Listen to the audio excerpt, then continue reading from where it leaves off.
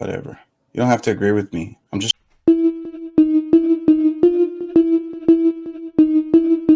trying to get you to think, whatever. Let me play this. Lied to. This idea of an American dream, this idea of America being the greatest country in the world and the biggest economic player and people living their best lives here, a lot of this is a hoax. And don't get me wrong, I realize that a lot of people have come to America and had way better access to opportunities and to good lives than they have in other countries. But at the end of the day, a lot of the issues that we face in America, we should not be facing. And the only reason that we're really facing them is so that people at the top can stay at the top. And that's why I say the American dream does not exist, right? It's not real. So when you're being sold this lie, it's a lot easier to go to work every single day, come home, watch some reality TV and wake up and do it all over again and pretend like nothing is wrong. But I really, really encourage you not to take the easy route.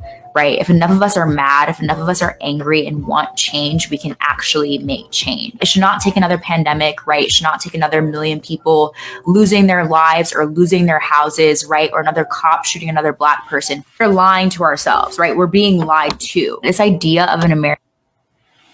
It says the 40-hour work week is outdated. Wages aren't keeping up with inflation, and 2 weeks off per year isn't freedom. It's a lunch break from slavery. By the time you get off, most of the time, if it's winter time, it's dark outside. And also, you are tired. You have thrown all of your energy basically into surviving that you don't even get a chance to live and enjoy what you have worked for. Because a majority of the time, since these workplaces don't pay that good anyway, most of your money is really going into you paying your bills and surviving. And also, if you're not getting that many benefits, you're probably not getting that much pay time off. You probably aren't even getting that much time off to begin with. So that one vacation week that you get out of the year, you better cherish it because that's all you're going to get. And it just turns into this vicious cycle where you're just stuck doing your job and you're not really enjoying your life. That by the time you get off, most of the time, it says wages haven't increased, but cost of living has. This is felt most by the middle and lower classes. Wages in the three sectors that profited the most have not increased at all. The burden of the crisis is felt by the poor and the people in the margin. To put it in perspective, the inequality is beyond comprehension, and it has deepened during the pandemic like never before. For instance, according to Oxfam International, the top 10 richest persons in the world have more wealth than that of 3.1 billion people combined, or the total income of the bottom 40% of humanity. The poor will never be able to reach the yearly earnings of the rich in their lifetime. Oxfam's calculation showed that it would take 112 years for a worker in the bottom 50% to earn what a person in the top 1% gets in a single year. Wages in the three sectors that profited the most. Multiple streams of income isn't a luxury, it's a necessity at this point. One of the most common mistakes people make is relying on just one income source. People unwisely spend most of their careers working for a paycheck that will never help them get out of the rat race. Instead, they should be using that steady income to seek alternatives that will help them become wealthy. Creating multiple income streams will help you make more money, work less, and become financially independent at an earlier age. This sets you up for success, even if there's a lapse in one income source or if one stops coming in entirely.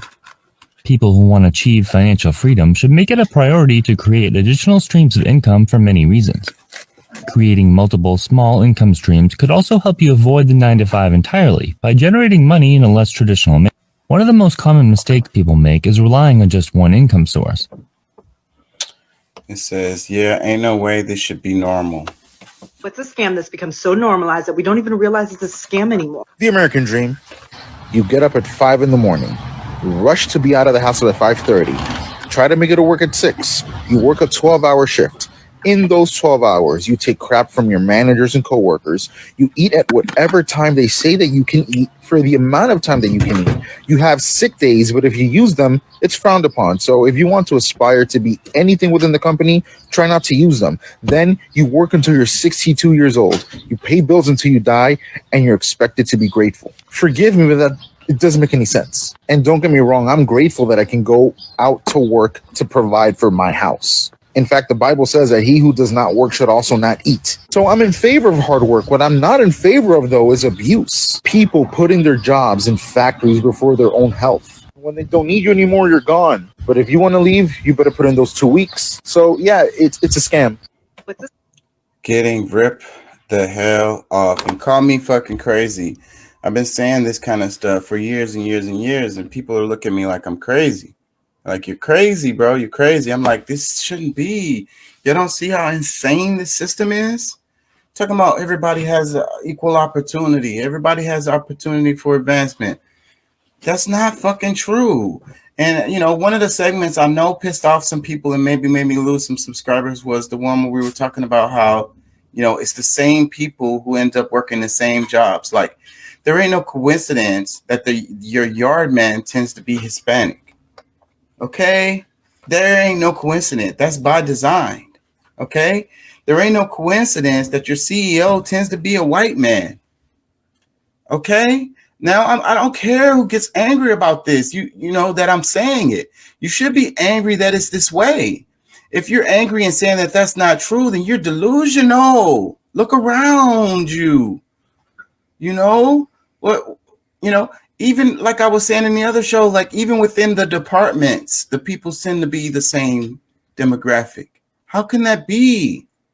It doesn't make sense. It doesn't add up. So, you know, and then it goes back to where here goes the racism part, because it's like certain people don't have the mental faculties to do these jobs. You know, they don't have the intelligence, you know.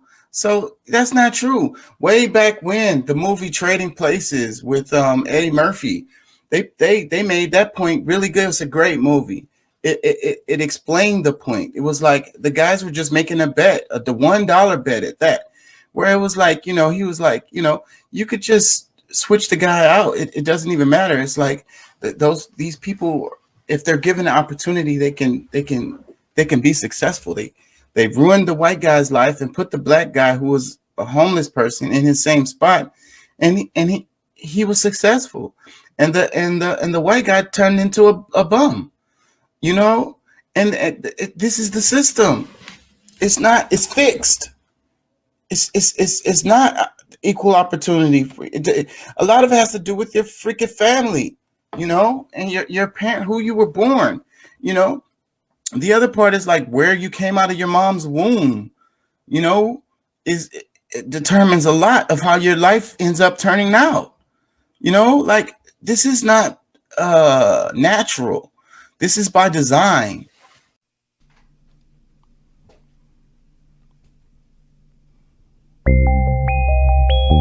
Hey, this is a shout out to the whole. Hey, how y'all doing?